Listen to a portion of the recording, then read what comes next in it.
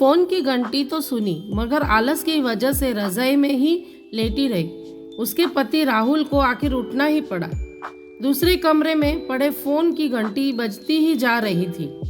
इतनी सुबह कौन हो सकता है जो सोने भी नहीं देता। इसी चिड़चिड़ाहट में उसने फोन उठाया। हेलो, कौन? तभी दूसरी तरफ से आवाज सुन सारी नींद खुल गई। नमस्ते पापा।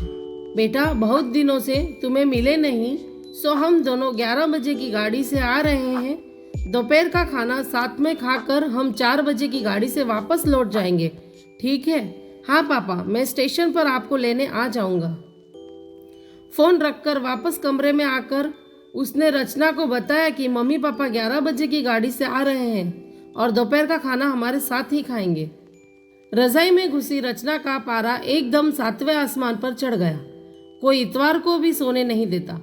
अब सबके लिए खाना बनाओ, पूरी नौकरानी बना दिया है। गुस्से से उठी और बाथरूम में घुस गई।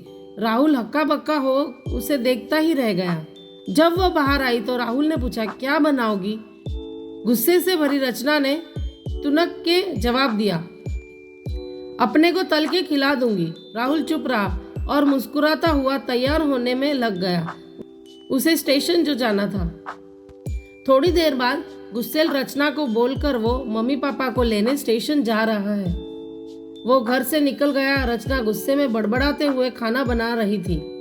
दाल सब्जी में मसाले ठीक है या नहीं की परवाह किए बिना ही बस करची चलाए जा रही थी। कच्चा पक्का खाना बना बेमन से पराठे तलने लगी, तो कोई कच्चा तो कोई जला हुआ। आखिर उसे सब कुछ खत्म किया, नहाने चली गई। नहा के निकली और तैयार होकर सोफे पर बैठकर मैगजीन के पन्ने पलटने लगी। उसके मन में तो बस यही चल रहा था कि सारा संडे खराब कर दिया। बस अब तो आए, खाए और वापस जाए। थोड़ी देर में घर की घंटी बजी तो बड़े बेमन से उठी और दरवाज़ा खोला। दरवाज़ा खुलते ही उसकी आंखें हैरानी से फटी की फटी रह गई और मुंह से एक शब्द भी नहीं निकला। सामने राहुल के नहीं, उसके मम्मी पापा खड़े थे, जिन्हें राहुल स्टेशन लेने गया था। मम्मी ने आगे बढ़कर उसे झिंझोड़ा। अरे क्या हुआ? इतनी हैरान परेशान क्यों लग रही है? क्या राहुल ने बताया नहीं कि हम आ रहे हैं? जैसे मानो रचना की नींद उड़ी हो। नहीं नहीं मम्मी, इन्होंने तो बताया था, पर चलो आप अंदर तो आओ। राहुल तो अपनी मुस्कुराहट रोक नहीं पा रहा था। कुछ देर इधर उधर की बात करने में बीत गया। थोड़ी देर बाद पापा ने कहा, रचना गप्पे ही मारती रहोगी या कुछ खिलाओगी भी? यह सुनकर रचना को मानो सांप सूंघ गया हो। क्या करती बेचारी, अपने हाथों ही से बनाया अधपक्का और जले हुए खाने को परोसना पड़ा। मम्मी पापा खाना तो खा रहे थे, मगर उनकी आंखों में एक प्रश्न था जिसका वो जवाब ढूंढ रहे थे। आखिर इतना स्वादिष्ट खाना बनाने वाली उनकी बेटी आज उन्हें कैसा खाना खिला रही है? रचना बस मुंह नीचे किए बैठी खाना खा रही थी। मम्मी पापा से आंख मिलाने की उसकी हिम्मत नहीं हो पा रही थी। खाना खत्म कर सब ड्राइंग रूम में आ बैठे। राहुल, कुछ काम है, अभी आता हूँ कहकर थोड़ी देर के लिए बाहर निकल गया। राहुल के जाते ही मम्मी, जो बहुत देर से चुप बैठी थी, वो बोल पड़ी, क्या राहुल ने बताया नहीं था कि हम आ रहे हैं?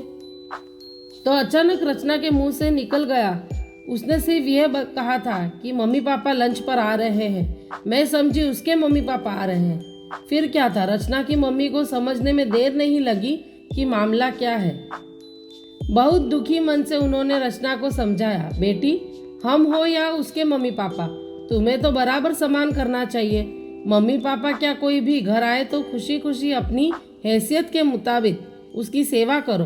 बेटी, जितना किसी को सम्मान दोगी उतना ही तुम्हें प्यार और इज्जत मिलेगी।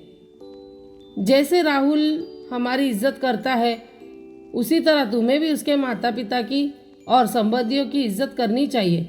रिश्ता कोई भी हो, हमारा या उसका, कभी फर्क नहीं करना। रचना की आंखों में आंसू आ गए और अपने को शर्मिंदा महसूस कर उसने मम्मी को वचन दिया कि आज के बाद वो फिर ऐसा कभी नहीं करेगी। ऐसी ही रोचक कहानियाँ सुनने के लिए पेज को सब्सक्राइब करें, वीडियो को लाइक करें, शेयर करें।